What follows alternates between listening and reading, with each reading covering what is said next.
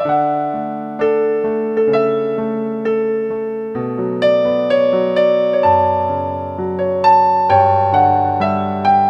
anak-anak, kita ikuti aturan ibadah dengan baik ya. Pertama, jangan lupa mandi biar semangat memuji Tuhan. Jangan lupa sikat gigi biar makin wangi dan berpakaian rapi biar makin cantik dan ganteng. Yang kedua, pinjam handphone papa atau mama, bisa laptop, juga televisi. Minta orang tua untuk memutarkan video setelah minggu. Yang ketiga, duduk tenang, jangan bermain apalagi sambil baring. Ingat kita akan memuliakan nama Tuhan. Selamat beribadah.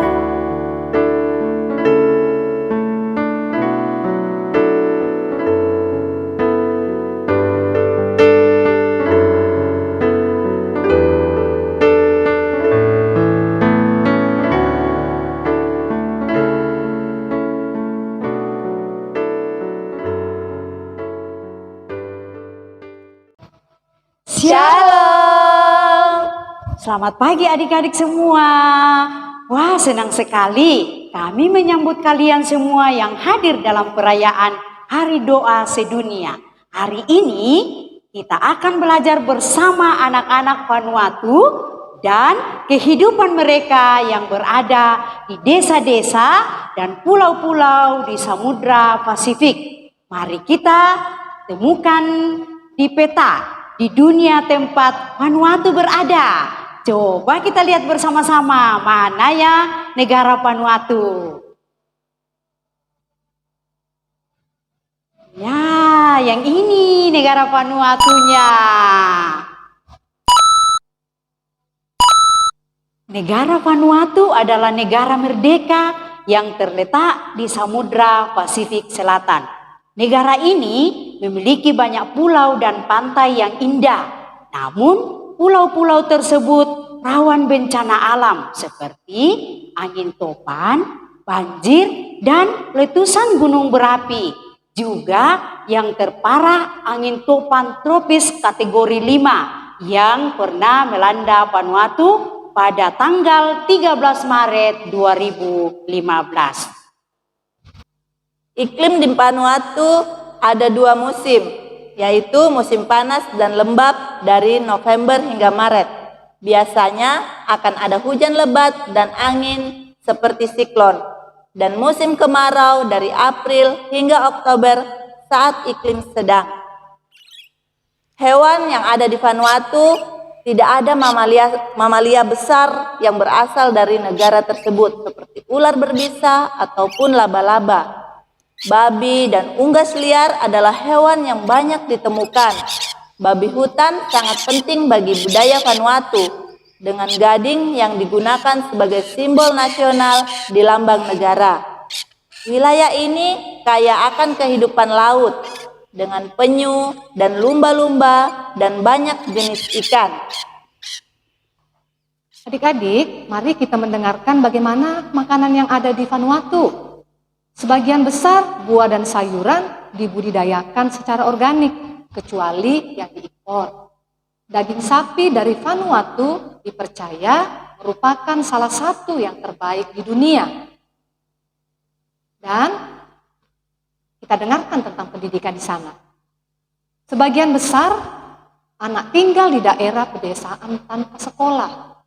Beberapa dari mereka harus berjalan jauh untuk bersekolah atau meninggalkan desa mereka untuk masuk ke sekolah berasrama. Nah, sekarang mari kita belajar tentang penduduk di Vanuatu. Penduduk asli Vanuatu sebagian besar merupakan keturunan Melanesia dan sejumlah kecil berasal dari Polinesia. Ada juga orang dari kepulauan Pasifik lain yang tinggal di Vanuatu, serta dari Asia dan negara-negara seperti Inggris, Prancis, atau Amerika Serikat. Nah, terakhir kita belajar tentang bahasa di Vanuatu. Penduduk Vanuatu berbicara dalam banyak bahasa tradisional. Setiap anak dapat berbicara dengan bahasa lokal di rumah masing-masing dan juga belajar bahasa nasional Bislama, Inggris atau Prancis di sekolah. Anak-anak Vanuatu dikenal karena senyum indah alami yang mereka miliki. Bagaimana kalau berbagi senyuman kita sendiri satu sama lain? Mari kita tersenyum.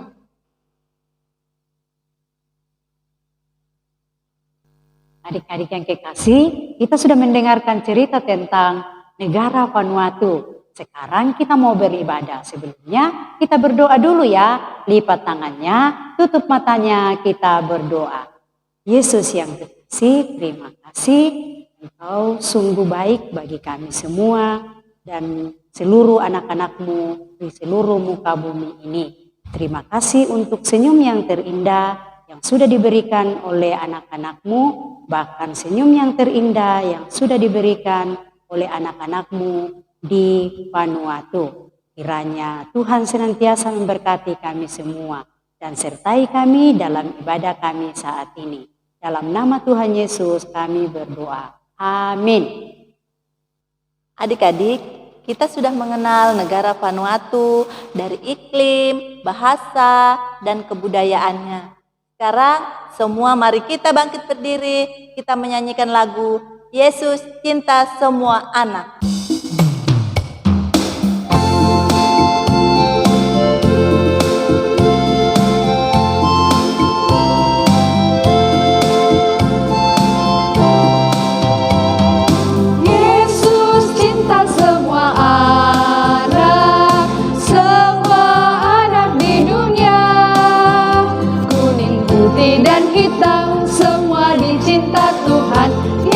Cinta semua anak di dunia. Sekali lagi ya.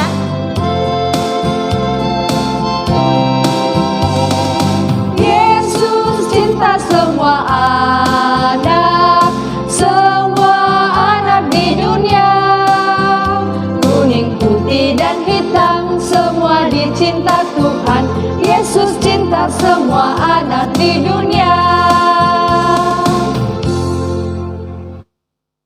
Adik-adik yang kekasih dalam Tuhan, kita akan mendengarkan cerita Alkitab. Namun sebelum kita mendengarkan cerita Alkitab, kita berdoa. Terima kasih Tuhan Yesus, Engkau memberikan waktu bagi kami untuk merayakan Hari Doa Sedunia. Dan hari ini kami akan membaca firman-Mu.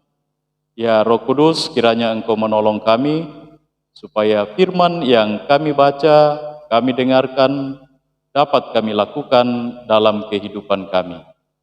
Di dalam Kristus Yesus kami berdoa.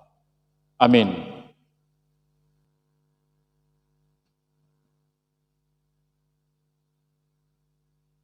Selamat pagi adik-adik. Waduh, Pak Pendeta jalan sambil membawa alat tukang bangunan. Nah, Pak Pendeta mau tanya, yang di tangan kiri Pak Pendeta ini namanya apa ya? Apa? Gergaji. Wah, pintar. Kalau yang di tangan kanan Pak Pendeta apa ya? Palu. Wah, pintar semua.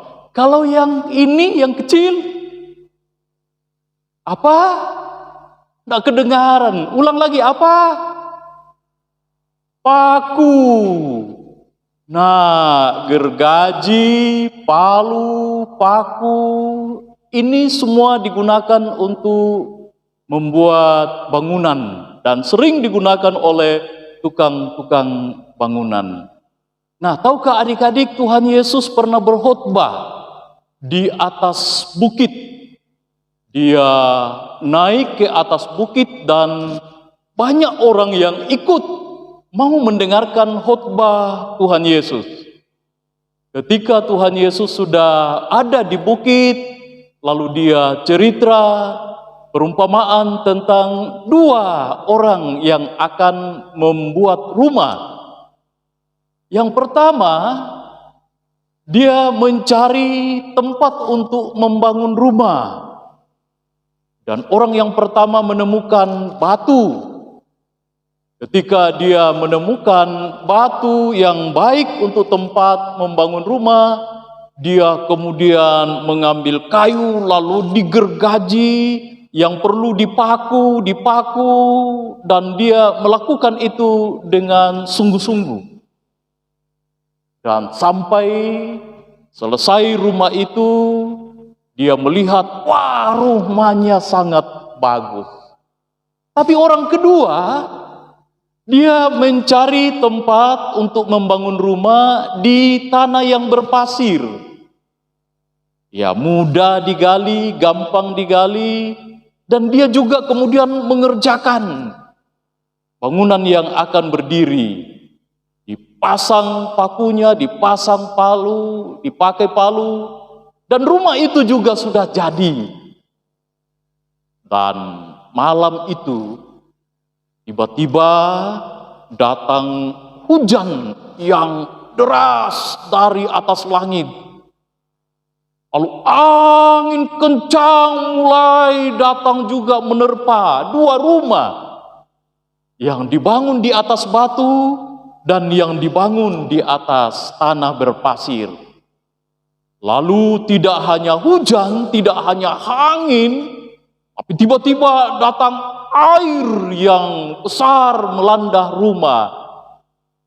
Dan sayang sekali, rumah yang dibangun di atas pasir lalu dihantam oleh air, kemudian dia ambruk dan dia terbawa air, rusak. Sementara rumah yang dibangun di atas batu, rumah itu tetap kokoh, tetap berdiri. Meskipun angin, meskipun hujan, meskipun air melanda rumah itu, tapi rumah itu tidak roboh, rumah itu tetap berdiri kokoh. Karena apa? Karena dia dibangun di atas batu yang teguh, di atas batu yang kuat. Sementara rumah yang satu tadi dibangun di atas tanah berpasir, sehingga ketika angin, ketika datang banjir, rumah itu disapu bersih oleh banjir. Nah, adik-adik, Tuhan Yesus mengatakan yang pintar adalah orang yang membangun rumah di atas dasar batu. Karena dia tahu kalau ada angin, kalau ada banjir, rumah itu tetap kokoh. Tapi yang bodoh ialah membangun rumah di atas tanah berpasir. Dia tidak memperhitungkan kalau ada angin, ada hujan yang deras, kemudian ada air melanda rumah itu, pastilah rumah itu akan roboh. Karena itu Tuhan Yesus mengatakan orang yang pintar ialah orang yang membangun rumah di atas batu dan bukan di atas tanah berpasir. Nah, kalau kita mau dikatakan orang yang pintar, maka kita juga harus mencontoh orang yang membangun rumah tadi di atas batu yang teguh dan tidak membangun rumah di atas tanah berpasir. Nah, ini perumpamaan. Apa pesan Tuhan Yesus? Dia mau katakan kepada kita, kepada adik-adik dan kepada kita semua, bahwa orang yang pintar itu ialah orang yang mendengarkan, suka mendengarkan firman Tuhan, tidak hanya mendengarkan firman Tuhan, tapi juga melakukan apa yang difirmankan oleh Tuhan. Berulang-ulang dia mendengarkan firman Tuhan, berulang-ulang juga dia lakukan firman itu, karena dia percaya firman Tuhan itu adalah firman yang benar. Tapi orang yang bodoh tadi ialah orang yang hanya rajin mendengarkan firman Tuhan, rajin mendengarkan cerita Alkitab, tetapi dia tidak yakini dan tidak dilakukan dalam kehidupannya. Nah, adik-adik, kita pilih yang mana? Tentu kita ingin seperti yang Tuhan Yesus inginkan, kita menjadi orang yang pintar, kita menjadi orang yang pandai, yakni orang yang suka mendengarkan firman Tuhan dan juga suka melakukan firman Tuhan.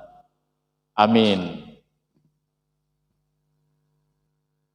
Nah, adik-adik yang kekasih, cerita Alkitab tadi dapat kita baca di dalam Injil Matius pasal 7 ayat 24 sampai ayat 27. Matius 7 ayat 24 sampai ayat 27. Dua macam dasar. Setiap orang yang mendengar perkataanku ini dan melakukannya, ia sama dengan orang yang bijaksana, yang mendirikan rumahnya di atas batu.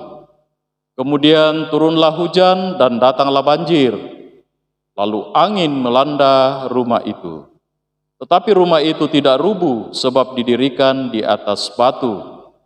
Tetapi setiap orang yang mendengar perkataanku ini dan tidak melakukannya, ia sama dengan orang yang bodoh, yang mendirikan rumahnya di atas pasir, kemudian turunlah hujan dan datanglah banjir, lalu angin melanda rumah itu, sehingga rubuhlah rumah itu dan besarlah kerusakannya. Amin. Adik-adik, kita sudah mendengarkan cerita firman Tuhan. Sebagai tanda ucapan syukur kita, dan sambil kita membawa persembahan kita menyanyi orang pandai membuat rumahnya.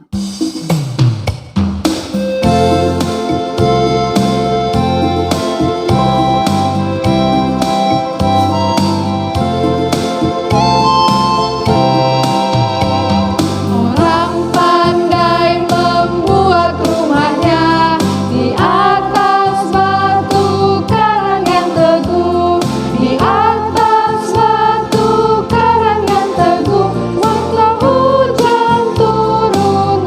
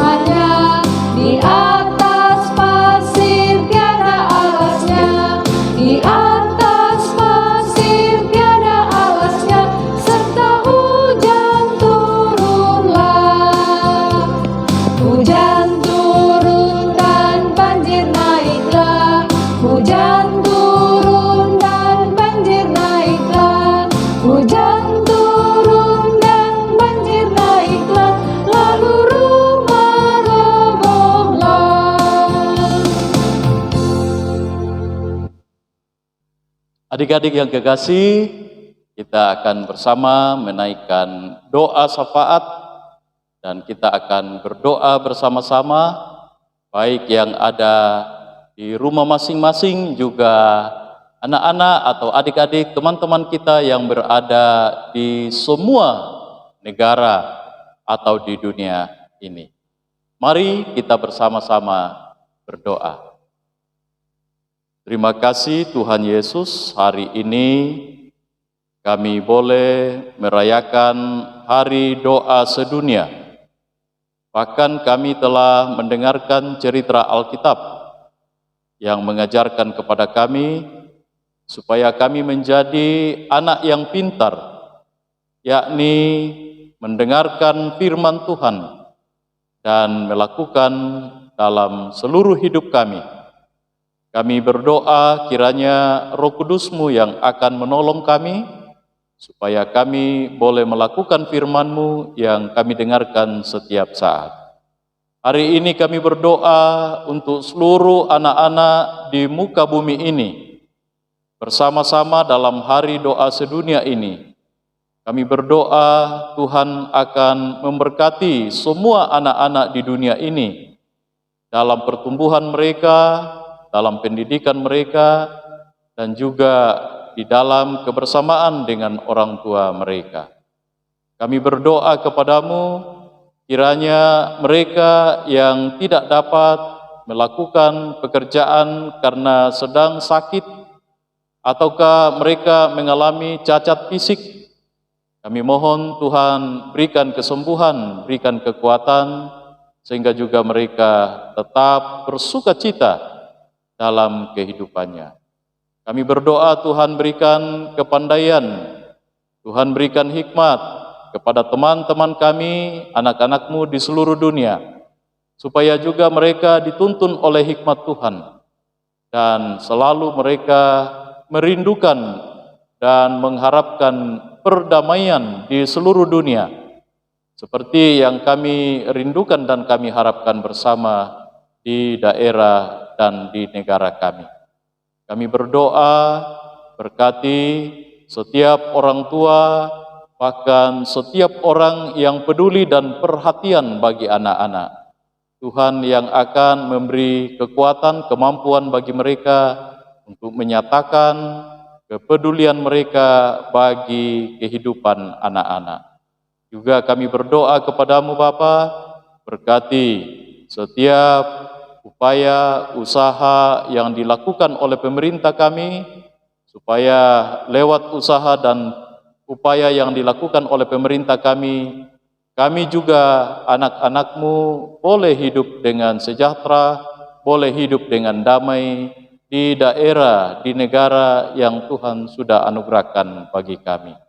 Kami berdoa juga untuk seluruh pemberitaan Injil di dunia ini. Berkati semua penginjil yang mereka berikan waktunya, tenaganya, pikirannya untuk memberitakan Injil, supaya juga Injil Tuhan tetap tersebar di muka bumi ini. Inilah doa kami datang berdoa di dalam Kristus Yesus, Tuhan dan Juru Selamat kami. Amin. Adik-adik, kita bersyukur karena bisa merayakan Hari Doa Sedunia hari ini. Menutup ibadah kita pada hari ini, mari berdiri dan kita bernyanyi terima kasih Tuhan.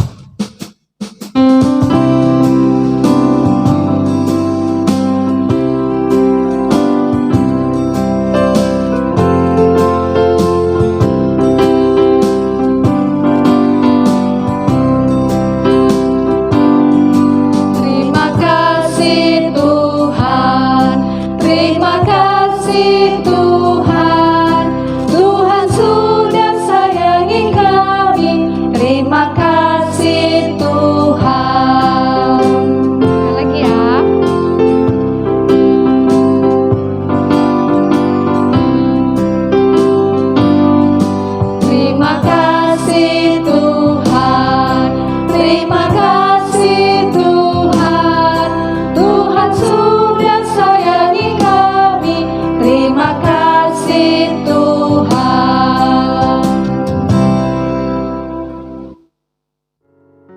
Adik-adik yang dikasihi Tuhan, demikianlah ibadah kita hari ini.